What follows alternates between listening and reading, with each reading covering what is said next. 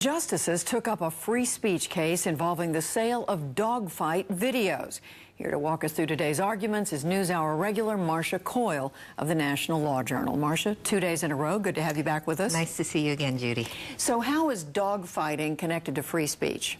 Well, Congress in 1999 passed a law making it a crime to create, possess, or sell videos or other images of animal cruelty. Robert Stevens, a Virginia resident, was convicted in 2004 of selling videos of dog fighting. He challenged his conviction, he appealed it in court, and he won his appeal. A lower court found that this 1990 law was unconstitutional, that it violated the First Amendment's free speech guarantees. So this has become a major test of speech? It is. As you know, Judy, the First Amendment doesn't protect all speech. Over the years, the Supreme Court has recognized certain categories of unprotected speech, like obscenity.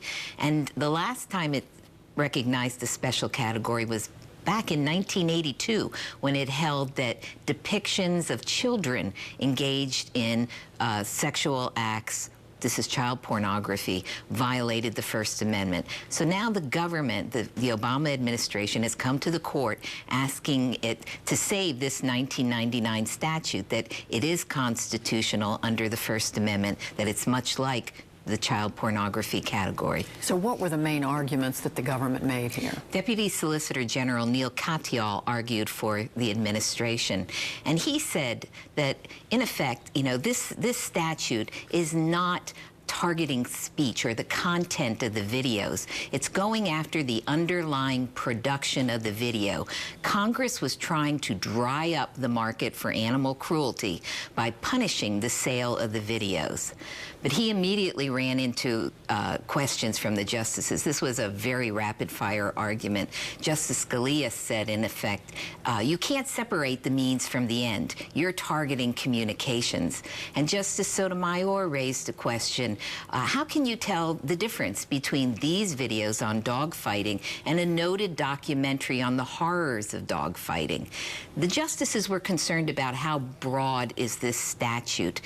Is it going to reach what is protected speech? Mr. Katyal countered that this is a narrowly drafted statute because it contains exceptions for any videos or images that have social, artistic, scientific value. That there are exceptions, yes, that are already built into the law. And by the way, we should remind everybody, dogfighting itself is illegal in all 50 states. This is just about the portrayal. That's exactly it. Dogfighting. And so, Marcia, what about the arguments on the other side? Patricia Millett represented Mr. Stevens today, and she argued that you can't prohibit speech just because you find it offensive. And she said these videos were not like child pornography, where in child pornography, the actual video and image is entwined with the criminal act. If you eliminated all videos of dogfighting, she said, dogfighting won't end. She was questioned really vigorously by Justice Alito, who said, well, you know, what if there are people who want to see live human sacrifices on the Human Sacrifice channel? Could Congress prohibit that? And again, she repeated that you can't prohibit speech just because you find it offensive. There has to be causation here. The video has to cause the harm. And he came back again and said, well, what about ethnic cleansing on the ethnic cleansing channel? And again, she said you can't just prohibit speech because it's offensive.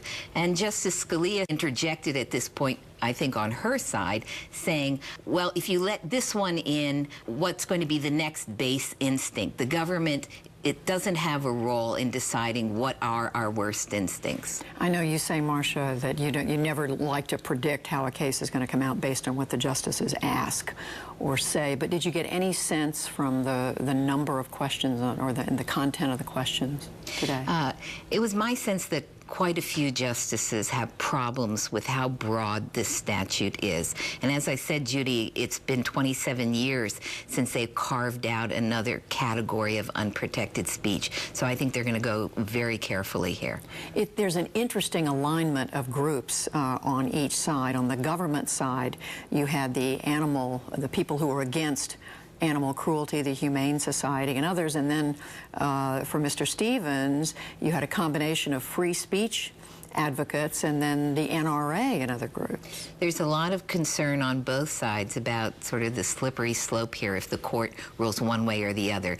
The animal rights groups like the Humane Society supporting the government fear that if this statute is struck down, that you are going to see an increase in animal cruelty, and you'll see an increase in what really triggered this 1999 law, which was Congress's concern about so-called crush videos. And these are videos that indulge a sexual fetish of scantily clad women in bare feet or high heels stomping on small animals.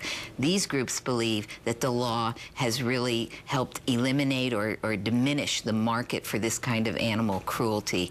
The other groups that are supporting Mr. Stevens, civil rights groups, First Amendment advocates, media groups, fear that if the law is found to be constitutional, that you're going to see more categories of unprotected speech, that you might even endanger something like, I think there's a shark show on the Discovery Channel, that might fall within the ambit of this kind of a law. It's a real clash of value systems in a way. You've got the animal rights argument on one side and the free speech on the other. Absolutely. And if the court does find a new category of unprotected speech, that will be a major decision. Marcia Coyle, the National Law Journal. Thank you. Always good to have you with us. My pleasure, Judy.